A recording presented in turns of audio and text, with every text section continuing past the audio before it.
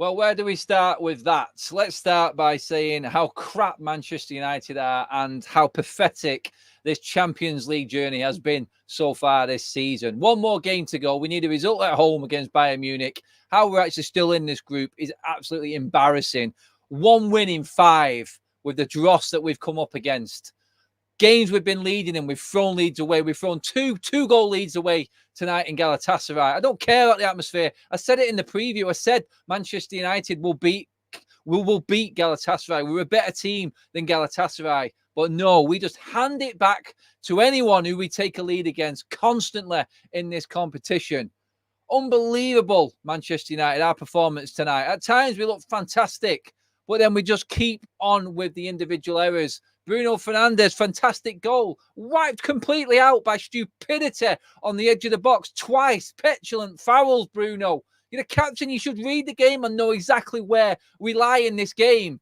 By the way, everyone, this is United Vibe. I am Adam. I am pissed off to the max tonight with that performance from Manchester United. It's just not acceptable anymore how we cannot handle and manage a game. Our in-game management is pathetic. It's an absolute joke in this competition. And you look at it that way, whoever you want to blame individually, the mistakes that these players are making individually are costing us massively. You could actually say that Anana has cost us the Champions League with his balls ups. There's no excuse for that handling. He saves all the hard ones and then balls up the easy ones, and the ones that absolutely cost us everything in this Champions League. It's a joke. Jim, thank you very much for joining as a member, mate. Welcome to the members club. Guys, I'm sorry I'm a bit irate, but it is fresh off the back. And I know you guys appreciate honesty and just raw reaction. This is what this channel is about. And you know what? I've just lost it with him tonight. Again, I cannot hold my tongue and how they just irritate the hell out of me, this team. There's just no excuse for giving that game away the amount of times we did. We're in cruise control, 2-0 up. Absolute cruise control. It's just, it's an absolute farce. It is an absolute farce how this club and this team just managed to just self-implode. It's just beyond a joke now. I mean, Anana, honestly, you just cannot excuse that. You cannot excuse that. Honestly, I don't know where to start tonight in terms of how we actually analyze that game. I mean, some people will say it's positive. Look, we scored some great goals. We did. Fantastic. We took it to them. At least it was an entertaining game. At least it wasn't boring. But ultimately, it counts for nothing. The most entertaining team in the Champions League this season. That's what Manchester United are, along with being the biggest sideshow, the biggest laughing stock in the Champions League this season, because we just give teams goals. We just let them off the hook constantly. It doesn't matter what we do and what our individual moments are. This is what a Moments FC team brings you. It brings you moments where you think, wow, we actually have got something. We've got quality players. We've seen some great goals tonight. And then you look at the rest of it and you go, it's just absolute kamikaze self-destruct mode. Shame we won't see you in the final, says Zane with a super. Cheers for that, mate. I'm getting it from all sides today. I've just had it off all Liverpool fans. I have got no defence. I have to hold my hands up and say I deserve the banter as a United fan, like we all do. We have to take it on the chin. At least we're used to it, because that's what this team is doing to us at the moment. It's open season on United fans yet again. Clowns FC.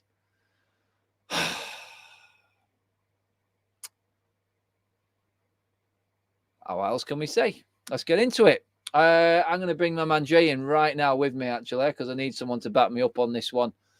Welcome to hell.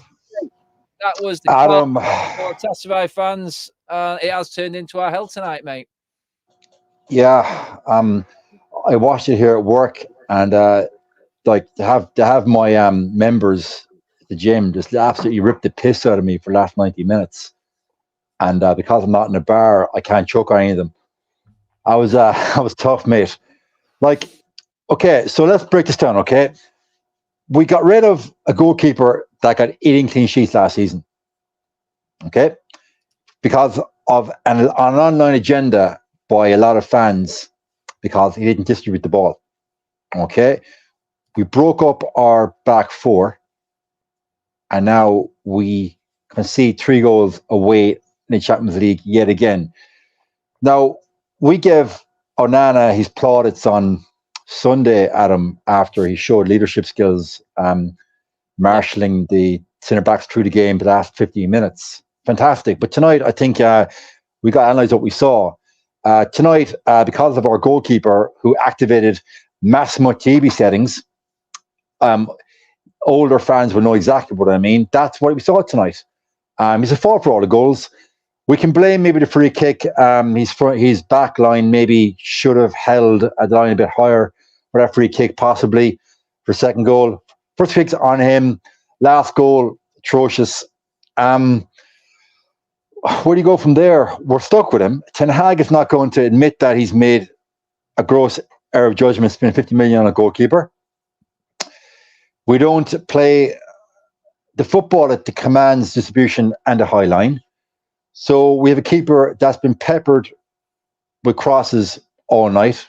I also give Maguire his plaudits. He cleared a lot of balls in the air. It's rare that I would give Maguire any plaudits at all.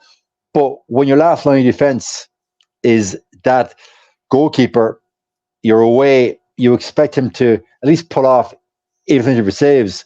Just one stat for tonight, Adam. There was 35 shots tonight between both teams. We almost knew going to Galatasaray was going to be a ding-dong battle, almost like a boxing match. But you do expect some degree of defensive solidity, I'll call it. And we didn't see it. Adam, like, you're disgusted. I'm disgusted. I'm sure that everyone in the comments is disgusted. So can we ask people right now in the live chat, has Ten Hag made a gross error of judgment signing Onana? I think he's not conceded how many goals Champions League? I've lost count. I don't have a calculator. Is it 9 goals in 3 games Champions League? Something obscene. I think he's obscene. Go ahead. Conceded there now. Away from home, we've conceded 11. Okay. At home, we've conceded 3. So 14 goals in the Champions League we conceded, mate. It's too short of what we've conceded all season in the Premier League. Right. So an elite Champions League team that's getting to a final, semi-final wouldn't concede that many goals from the group game up to a final. Yeah. All competition, mate. All competition. I mean, here's one for you, Jay, and here's one for the chat as well. We know that in January, Onana's going to be going to AFCON. If Bayindir comes in, does well, and holds his own, does he keep his place when Onana comes back? Is Ten Hag the big enough manager to make that decision? That's what we got to look at now, because this is the reality right now. Galatasaray basically earned 1 of their goals tonight. Manchester United handed 2 of them to them on a plate. And it's embarrassing how we keep letting teams into games like this through absolutely petulant, pathetic defending. Onana at fault, first goal. Yeah, wrong footage, slipped. Can't be doing that. That was on his side. Craig said it to me as we was on the watch along. You have to look at the goalkeeper for that because it's on his side. He's got to be saving that. His wall does the rest. He knows where the split's going to be between the 2 players in Galatasaray shirts. Just watched it again now. It goes through them. He's already in that position. 14 goals in 5 games is a disgrace. Manchester United only winning 1 game out of 5 in the Champions League is an absolute disgrace. It's a joke. It's a farce. We are a laughing stock. That second goal that Galatasaray got was beyond pathetic. Absolutely beyond pathetic. I said at the start of the game, I praised him. I said he'd shut me up because I wanted him out earlier in the season with all these mistakes, Jay. I praised him. I wish I didn't. I wish I'd not put the kiss of death on him because that's what I feel like I did. I feel like I've got no hope for this season. They just build me up. I see something. And you know what? Even in this team selection tonight from Ten Hag, I'm not understanding how Mainu isn't starting ahead of Onana. I thought Scott McTominay, apart from his goal tonight, I thought he was shocking. Absolutely shocking. And these players are just going to keep on playing like this. They're already at the ceiling. They're not going to get any better, Jay, for me. And this is when we have to realise it. You talked about, has Erik Ten Hag made a mistake by buying a goalkeeper for 50 million? Has Ten Hag made a mistake in blowing 100 million on 2 players this season and we're not any better than what we was last season. Because you got to bring Mason Mount into that, who we won't play and who will never play consistently for Manchester United, Jay. This is the problem we've got right now. Honestly, I'm looking at that game against Newcastle at weekend.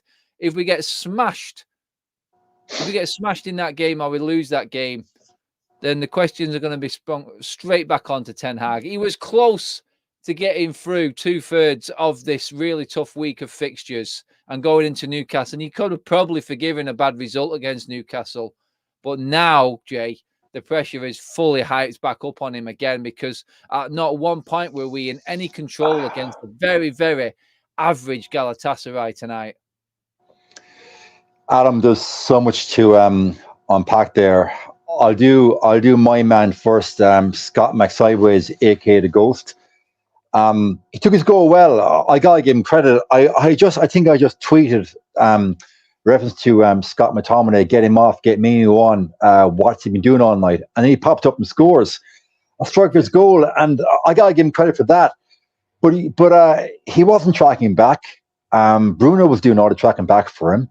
Why would you take off Amrabat and leave McTominay on? I don't get that. So Menu goes from being man of the match at the weekend to getting dropped for Scott McSideways. That's on the manager. And we're all looking for the best in Ten Hag. We want it to work for him. We really do as a fan base. Yep. However, watching it through cold, hard-hearted glasses right now, not that we're wearing glasses, but the jury is definitely starting to form on him. I know it's very easy for fan base to go in and a manager after a game or a poor performance, but team selection tonight, that's on him. You raised a question there about Onana going to the African nations. His signing was back in the summer when he was retired from African football. So would Ten Hag have signed him knowing he was going to lose him in January? He's not coming out of retirement and going back to play for Cameroon. So has he pulled the wool over Ten Hag's eyes there in that respect? So it's a question there to be asked. Is Ten Hag going to, he has to play the Turkish goalkeeper in the new year, who incidentally, Adam, I know nothing about. When he was signed, I was like, Bashir, who? I knew nothing about the chap. He could be amazing, he could be terrible. I don't know enough about the chap, you've discussed it. So he comes in January, has a couple of good games. What would Ten Hag do? That's Dennis Ten Hag admitting that I've made a mistake on my £50 million goalkeeper. You referenced Mason Mount. Yeah, so Mason Mount 2 seasons ago was decent for Chelsea. I didn't say decent. He wasn't a board beater, wasn't putting up trees, and a lot of his reputation was propagated by the English media. He was never going to play ahead of Bruno. So you sign a player 50 mil, he's never going to play above your captain, ever. So why sign him? I see the last couple of days, I've seen other YouTube contributors saying that we're going to spend 100 million in January. What? So you're going to trust Ten Hag with 100 million in January after he's wasted 100 million in August? Give me a break. Then, of course, Anthony. He's also blown, 75 million quid in him as well. So there's a lot been made of, Ten Hag's going to come in and he's going to literally be a kick-ass, take names type manager. Yes, he is. And we've seen that when he's dealing with Sancho. But tonight, Rashford didn't play because of the suspension. He'd play Sancho. He'd play Rashford tonight, guaranteed, instead of Højlund. Okay, so a phrase you used previously, Adam, and I'm gonna quote you back, and it is "big balls make the big calls." Yeah. So, does he have it? Oh well, he's going to have to now, because I agree a little bit with this latest one. Yang Long with it here. Tonight is the players' fault who let us down, not our manager. Shocking keeper, but it's down to the manager then to now punish this team. I mean, how many times I've said this before? At the risk of his own job, how long is Erik Ten Hag going to persevere with these abject performances? And it's not even abject, mate. It's pathetic how a Manchester United player cannot handle a game like that. You had a 2-goal lead at 2 separate stages in that game. An hour into the game, You're 3-1 up and you're cruising. You shut up shop and you make it tight. You don't go gallivanting up the pitch and leaving space everywhere. The only reason Bruno is tracking Ziyech across the pitch there is because no one is in position. We're all out of position. There's no discipline in the setup.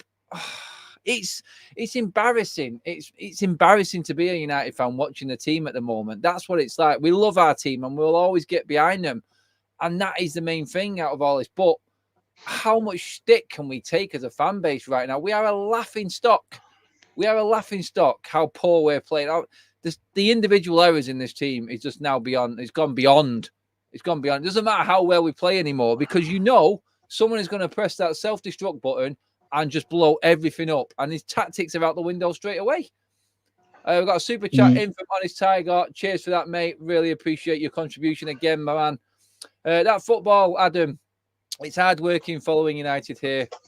Tenner gets yourself a big breakfast in the morning to cheer you up a bit, to keep up the great work, mate. Honestly, I feel like going down right now and just getting absolutely bladdered, mate. Honestly, after watching that, do you know what I said in the stream, Jay? I said, honestly, you know what's horrible about this right now?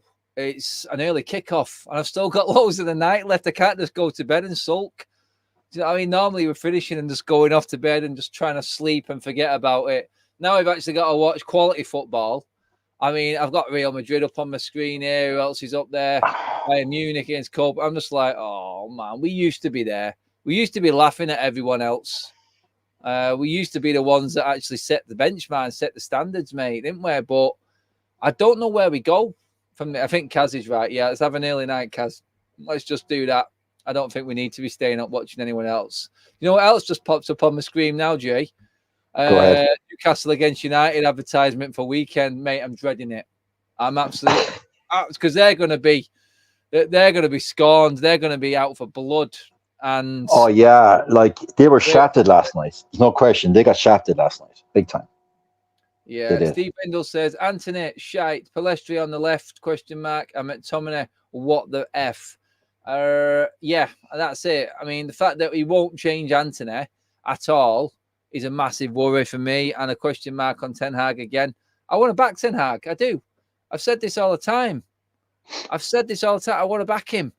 But the decisions he's making, I have to be critical of. I really do, because we've seen it not work before, Jay, and he keeps on consistently doing it and making the same mistake. And that's ultimately where United fans are going to start questioning Ten Hag, because it's rinse and repeat, mate. Yeah, I think Steve hit the head there. Anthony, let's be honest here. Anthony's shite. Like, we went to Amsterdam for a player worth probably 30, 40 mil at a push and paid 75. Put him on extortionate wages. So say tomorrow morning Ten Hag says, okay, hold his hands up, Anthony was a mistake. Who's going to buy him? What club is even going to get 50 mil for Anthony and pay his wages? So it's the age-old thing that we pay too much for mediocre players and put them on extortionate wages, and then we are stuck with them for 4, 5, 6 years. Okay, so Ten Hag's, well, you can say talent ID, but he worked with Anthony at Ajax. So then the question goes back then, is his football knowledge and football identification of talent solely based on what he's seen in Holland? That's it, mate. He seems to be restricted to people and players that he knows. This is why the sooner we get an actual structure in place, the better. I mean, this is why it is crunch time for Eric tonight, because he's going to have to accept change. When Sir Jim Radcliffe comes in, he's not going to be the man that's buying the players. So he is really going to have to show something now. And this is the level. It's like big managers at the big clubs, they're not the ones who buy the players. There is a standard philosophy built in, and there's a structure within them big football clubs that does not change. You have to be a manager that works with that philosophy. Otherwise, you are out the door. Manchester United act differently to all other big clubs in world football because we're stubborn and we think we're still at the top. We're far from the top. We're miles behind every other big club in the world, in European football, and we're now falling behind what we used to call average teams in our own league. And that's where United are at right now. I've just watched Bruno walk off there from an interview. He's done his captain's bit there. I can't hear what Scholes and Hargreaves is saying, but I'm guessing they're going to be like me. They're putting some blame on Bruno for the goals we conceded, for the needless fouls that he gave away. Too hot-headed. Too hot-headed. That's the problem with Bruno Fernandes right now. I mean, great goal, Jay, but he needs to harness that energy. His energy is absolutely taking over him right now. And guys, get onto that gifted membership from Honest Tiger. Cheers for that, pal. Absolute legend, mate. Love you. I mean, just Jay, touched there on Bruno. Okay, yeah. So you referenced there a few minutes back that he had to track back ZH. He tracked back ZH because for most of the night, Scott McTominay was out of position and was jogging back. The latter end of the game, Scott McTominay was out on his feet. The camera moved his face at one stage. He looked like he was hungover. The lad was out on his feet. So I don't know, Adam, you correct me here. Was Hannibal Magri on the bench? He could have come on. He was. Yeah. Yeah, he could come on. Even at 3-2, logic would dictate, okay, we're under the cosh here. I've got no legs in midfield. I've literally shit the bed. I've taken off Amrabat. Tommy's out on his feet. I got to bring on just somebody that's going to run and track back. That's all I need. Track back and run, win a tackle. Take off Scott, bring on Magri. Like, I don't have a UEFA Pro license in football. That seems logical change to make. So on Bruno, yeah, he is a hothead. He is going to be out of position a lot. And I always question, could Bruno function as a cog in a Ten Hag wheel? But as I see it, Adam, we go 3-1 up. And the lads were freestyling. There was no structure. There was no cohesion. The lads were just throwing themselves. But in I say, like, and you're gonna hate me saying this, in a Jose Mourinho team, you go 3-1 up. You shut up. You were packing that midfield. You were going down any opportunity. You're playing black arts football for 20 minutes to get over the line. And that's what it takes. It takes a bit of cuteness, a bit of nous and gamesmanship. And those players lack all of that. And also, Adam, does the manager lack it also? 3-1 up, you were on the sideline and you were packing that midfield. You're tracking every single run. You're giving nothing away cheaply. And we give away tonight so much cheap possession to Galatasaray in the second half. It was cheap possession to give away. And our players did it time and time again. So in Bruno's defense, he saw the gaps around him and he felt, well, I'm the captain. I'm the only one here that is going to go and try and cut down a gap. And then, of course, ironically, then he's making more gaps himself. And it's on the manager to call him aside for 30 seconds, with balls out of play, talk to him and tell him, listen, Bruno, I need you to do X, Y, and Z. Because what's happening now is we're going to see another goal. So that's also on a manager. Yeah, that's it, mate. One thing I want to talk about as well, Jay, is cheers for that, Nick. Hope you're doing well, mate. Totally agree about taking Højlund off again. I don't know if it's because he was unfit and his first game back, but honestly, it does me head in. Even when Rashford's not on the pitch, Højlund seems to come off. We need to get this man to play in 90 minutes. We really do. But our defence, again, tonight, Jay, honestly, I'm with you in terms of Harry Maguire. I don't think we've really got much of an issue there with Harry. He's having another decent game here tonight for me. I agree. I didn't think there was much there I could criticise him on. Problem I've got is Lindelof, and it just, honestly, the man irritates me beyond, and everyone knows my problem with Lindelof. We've got Rafael Varane on the bench, Jay. This guy has won the Champions League up 10 times. He understands nights like this. There's a leader there who has seen out a World Cup final, who has seen out Champions League finals against the best that there is. You need a leader on there who's seen this scenario. When we're 3-1 up, Jay, when we're 2-0 up, who just goes like that. Calm the F down. Let's just stay solid and take the sting out of this game. And you know who else was missing tonight? Who does that on the pitch? Casemiro. Two players who look like they're on the peripheral and look like they're heading out of Manchester United. How Varane does not get on that pitch is just beyond me, Jake. Absolutely beyond me. I understand the fallout. I slaughtered him for his attitude against Copenhagen, rightly so, because I thought he was a disgrace. But if you're Ten Hag, that's weeks ago now. You're saying I've got one of the best defenders in world football sat there who's fit, who everyone complains about never being fit. He's been fit for 6 weeks and he's not played him. There's no excuse for playing Lindelof in this team anymore. There's no excuse, Jay. And for me, that's another thing that I'm always going to be on Ten Hag for. It's how he goes from Lindelof and Maguire can leave in the summer to them being ahead of Raphael Varane and even Johnny Evans ahead of him. And then he comes up with the excuse he's got as all these quality defenders, putting Varane in the same bracket as Maguire and Lindelof. I think he's really digging himself a hole in all of this because he's blatantly lying in press conferences now because, again, if you want experience and nous and know-how, there's a man right there sat next to you on the bench who's not getting a shout, mate, and he won't start him again against Newcastle. And if that speedy front line that Newcastle have got goes sprinting past Maguire and Lindelof again at weekend, mate, and we end up losing, then it's going to come back down to Ten Hag. And I can't defend him, Jay. I can't defend him because he's got someone there who can cope with that, but he won't use him. Yeah. Not playing Varane is 1,000% on the manager. Look, in life, in football, we've all worked with people and managed people that we particularly may not like. We may have fallen outs. We may not like the personality for whatever reason. At the end of the day, it's about getting the job done and doing what's better for the company and its context, what's better for the team.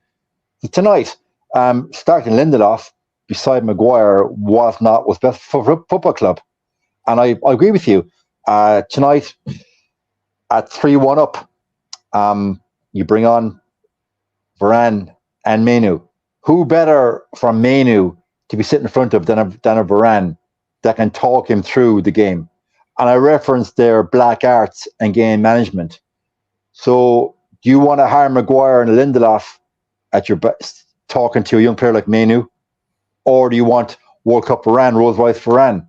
Again, that's on the manager. So we all want this to work for Ten Hag. I think we all really do. Genuinely we do. I believe from day one, Solskjaer was always depth. I did not support him one little bit. And I was consistent from day one. I thought he was always depth. But I thought Ten Hag, finally, disciplinarian, he will make the clinical calls when a guy be made, irrespective of who he pisses off. But the more we delve into the in-game management, team selection, falling out with certain players, and tonight it was manifested on my time down the pitch too long, Manu not coming on when he should have come on, Magri sitting on the bench, and as you rightly pointed out there, Adam, Varane is the big elephant in the room right now in that back four, and he's not being played, and that is on the manager. That's it, mate, because we can talk about, and it's like, I think Moses said there, Adam, how did Varane do in the Copenhagen game? I just alluded to that, mate, actually, if he was listening then, about how pathetic he was. But that was then, and my issue with that was Ten Hag takes him away and he makes it work. If you've got a world-class defender sat in on the sidelines, you make it work. How many goals have we conceded since that day? It's the problem is still going to be there. And this is the problem I've got with Lindelof. When people say to me Lindelof isn't the problem, it's the guy between the sticks. The guy between the sticks is letting people like Lindelof get away with it. He's letting people like McTominay get away with it because there's no headlines about them. It's all about him in goal. The keeper takes the flak, and he deserves the criticism. He's getting tonight, Anana, because they were shocking mistakes he made. But because he's done that, the other issues in this team are just being sidestepped, and we're not talking about him. And that's what I need to bring into this. He's still here. What has Lindelof won for this football club? The common denominator is the same players who win nothing, who are useless. They're not useless. They're good players. I'm being too harsh there because the emotion of everything tonight has got on top of me. But they are not going to take United to where we need to be. It's like we finish third, we win a trophy. It's great. What happens now? We stay still, and then people overtake you. It's like going into a pit lane, getting a fresh pair of tyres on, and then just going, let's just have a cigarette and wait, actually. We didn't know. We've already done our job. And then everyone just zooms straight past you. That's what's happening with United. You're supposed to move on from that moment because that's the ceiling of all the squad and the players that you've got. There will be one manager that realises it soon, and it might actually be Ten Hag, because we haven't got room to bring another manager in right now. He made us realise that he cannot take this squad any further than what it is. And if it means getting players out and we have to suffer for a little bit, it's going to have to be the way. But we cannot play McTominay when there's options on the bench that are better.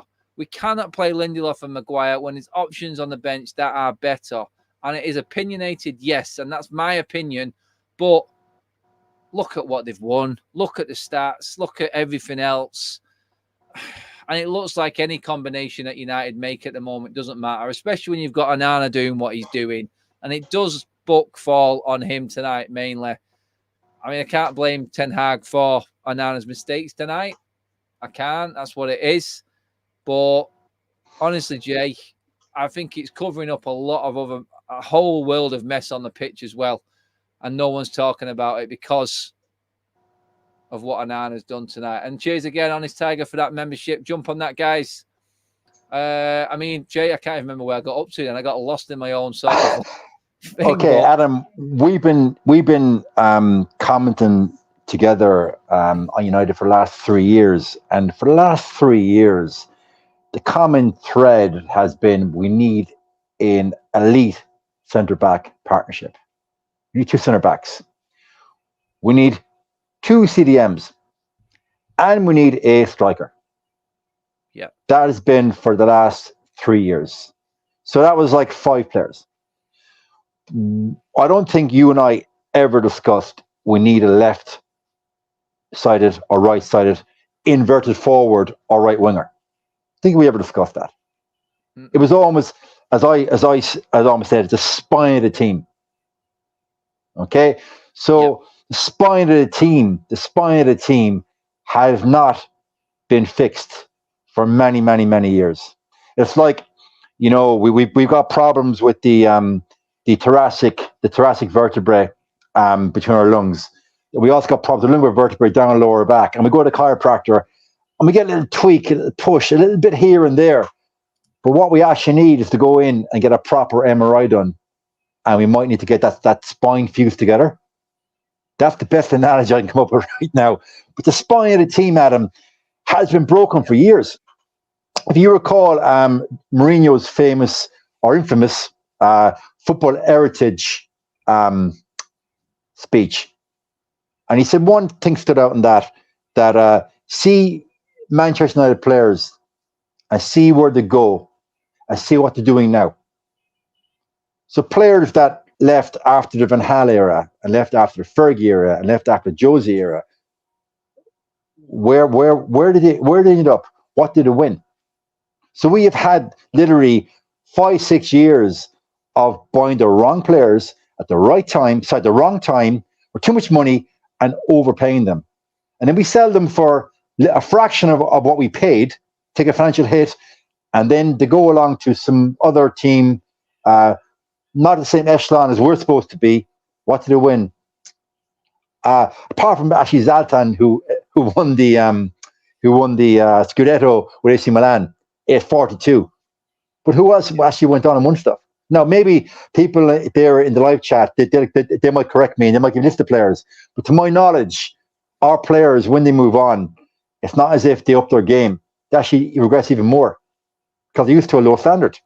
Yeah, that is it. I mean, like I said, I'll go back here. You're dead right in what you said there, Jay. It's poor structure, it's poor organisation, and the club has been run into the ground. And now we're just seeing the rewards of that on the pitch. They're not the rewards we want. We're just a laughing stock right now for everyone. Because it's like, even when we beat Everton, everyone would be like, oh, you know what? People were telling me, it's like, this is great, because United fans will just get that head of steam up again, and then bang, we can laugh at them as they fall back down flat on the face yet again. But that's what people know. People know what United are right now. And we go to Newcastle at weekend now needing a massive result. And we ain't going to get no favours there. We ain't going to get nothing that's going to... We're not going to get any players in that Newcastle side. They're going to be feeling sorry for themselves like United players do. And you look at this comment here from Frank, and he's pretty much bang on the money. If you'd have said if a United fan or anyone watching that United game against Everton, even if it wasn't a United fan, watch the Everton game, see United win 3-0, and pretty comfortably see the game out and get a bit of praise for it. And then you looked at what Ten Hag did tonight in a game that he's got to win. So keeper is bad. With nothing we can do about that. Then he take Amrabat off and leave McTominay on. There's one that people can pick out there. The fact that it's Amrabat and McTominay for starters. Take Garnacho off and leave Anthony on. Again, it looks like he's being favoured. He's giving favouritism to Anthony because he spent all this money on him.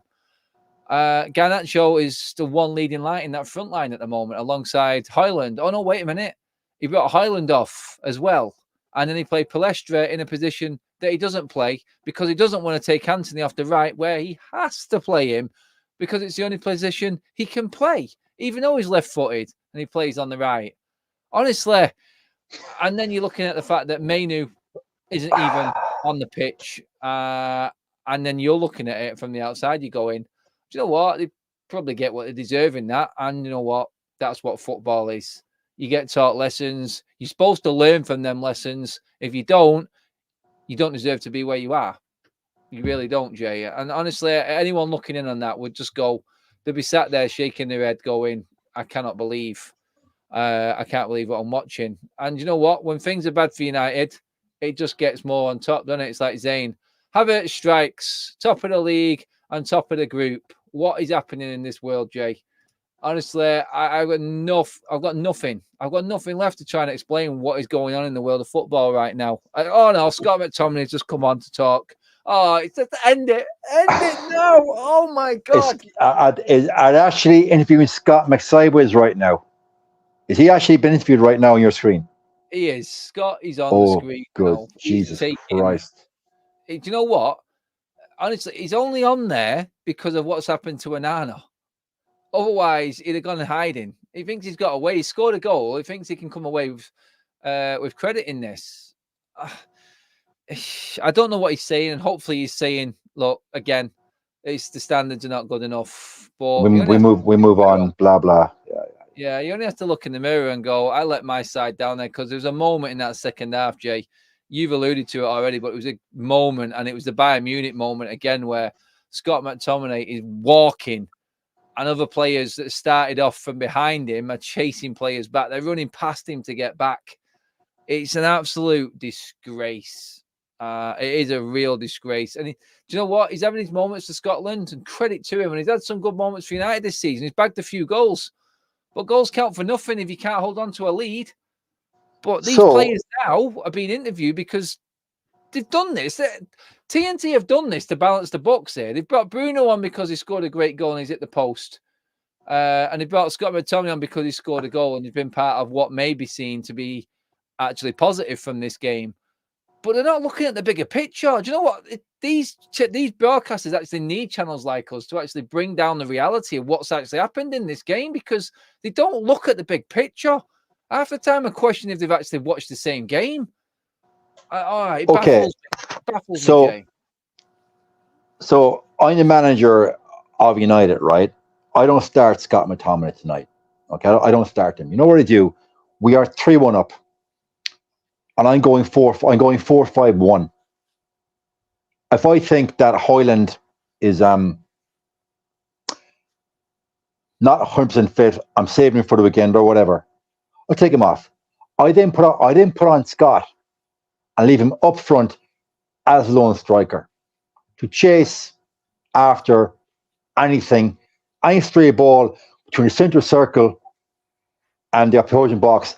Scott, you chase after them. You chase down those blind eyes on. Now you got 20 minutes. Scott, run your legs off. But don't start in midfield. Absolutely not.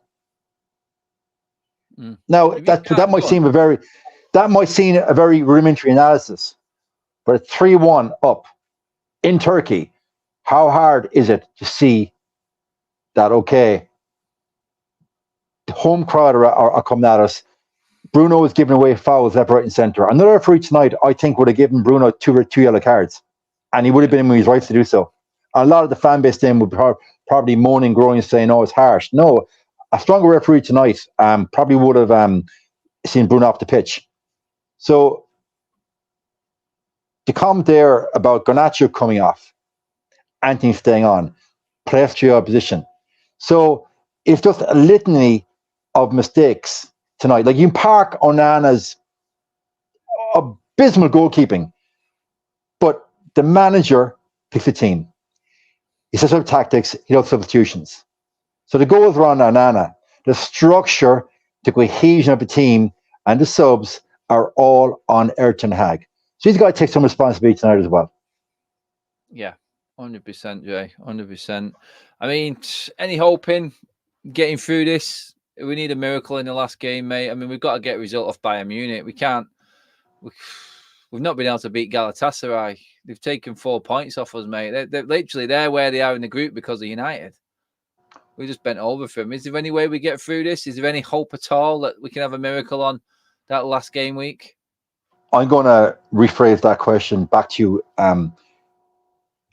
Do you want us to go into the next phase of Champions League and get embarrassed home and away by a group winner?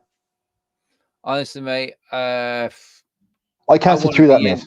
I want to be in the Champions League round of 16 because I don't want to be embarrassed in the Europa League. Because I think we'll be embarrassed in that because we won't be able to get over it. But we could end up finishing bottom of this group and Copenhagen going into the Europa League. Yeah. And you know what, Adam? It's like we either finish second or last. Yeah. I don't want Europa League. I don't want third place. And you're right. These players, I cannot see them getting up for the Europa League. It's more games. It's much further travel. It's back to the Thursday, Sunday game time, which we've seen, Adam, season after season, ruins your Premiership. Mourinho in 2017, once he got to quarterfinals of the Europa League, he put his eggs in that basket. I think he finished 6th or 7th, delivering the Premiership to go and win the Europa League. So we're not winning the Europa League. Not a chance. We're not good enough for the Europa League. So it's either second, my friend, or last. I don't want third place. Yeah, guys in the chat, let me know as well. Where would you be?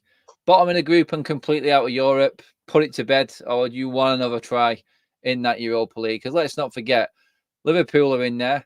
Looks like Sevilla might be dropping in. One of anyone in Newcastle's group, if they drop in, they're going to beat us. We don't stand a chance. So do we just want to be out this completely and take the embarrassment? Or is that too much? I mean, a group of Bayern Munich, yes, you put that aside. But we have not been able to get the better of abject Copenhagen and Galatasaray teams in this group. And we could finish bottom of this group. Is that the ultimate embarrassment for Erik ten Hag? And will serious questions be asked if we do not win this group? If we do not qualify out of this group. I mean, you look at Arsenal, 3-0 up, cruising in their game against Lens. It's honestly, it is embarrassing. It is absolutely embarrassing for us to be watching Arsenal doing this in their group. And you only have to look at the opposition we've got that we're up against. And that's the big question I'm asking. Is it forgivable that we finish bottom of this group? Yeah, I'm just watching one of Arsenal's goals there. Yeah, it's a different ball game. We're not playing the same football, Jay, honestly. Let me know what you think, guys, in the chat. Actually, it's interesting if the guys in the chat agree with our analysis there, because I think a lot of fans want the next round of Champions League just to be there. But I go back to what I said 2 minutes ago, Adam. If we get there, I think we're going to be embarrassed again. I would genuinely, Adam, speaking from the heart now, I've been very honest with you, mate, and I know you in a long time. I'd rather take the embarrassment of going bottom, running 2 more games and getting smashed again. And I mean that sincerely, Adam. Yeah. No. It's that. Like Craig says there. Wouldn't it cripple us financially if we're out? Honestly, mate, I'd rather us be financially crippled. We ain't spending anything in January. Don't listen to that crap that you heard earlier on today. That was nonsense. There's not a chance in Al United of spending money in January. We haven't got it. And you know what? We want the best for the team. We want the best for the club. But honestly, sometimes you have to fall, don't you? I don't want to fall. I'll keep supporting United and wanting to win every single game. we're fans, and that's, like I said, that's the main thing in all of this. But honestly, it's when you're seeing players play that just from performances don't belong in this team, then you have to start questioning what is going on and why people are still playing for this team and why nothing is being done. It's just baffling how it keeps on happening season after season. It's honestly, it's like as soon as Anthony was fit, I thought, you know what? He's going to be playing. I know it. And like you said before, Jay, Rashford, if he was fit, he would play. It's guaranteed. It's guaranteed. I don't think that's a guarantee in any of the other top teams. And people will say, oh, here's Salah and Haaland. They're always playing. I said, yeah, well, look what they're doing. Look at the quality of the players. Look how good they are. They get in that team because they are world class and they keep consistently performing. Manchester United players, well, it's a totally different ballgame, and that's why we are so far behind everyone else. That's why. Because if there was a City player that was out of form, he wouldn't be in that team. Liverpool the same. They change it up. Newcastle constantly changing it between Isaac and Callum Wilson. If one's not doing it, the other one comes in. He does a job. But they come in, they do a job, and then stay in the team because anyhow, he rewards good football. He rewards performance and effort. And that's why every player in that team actually gives everything that they've got. And they are 100-mile-an-hour Newcastle because every single player gives everything for the manager. Like players coming in right now, honestly, Palestra can come in and play an absolute blinder. He's not guaranteed to play. He'll be dropped. Yeah, for anybody watching, I don't know if you guys have watched the Amazon Prime All or Nothing on Newcastle. And what you just said there sums up the interactions between their manager and the players in Newcastle. He rewards performance.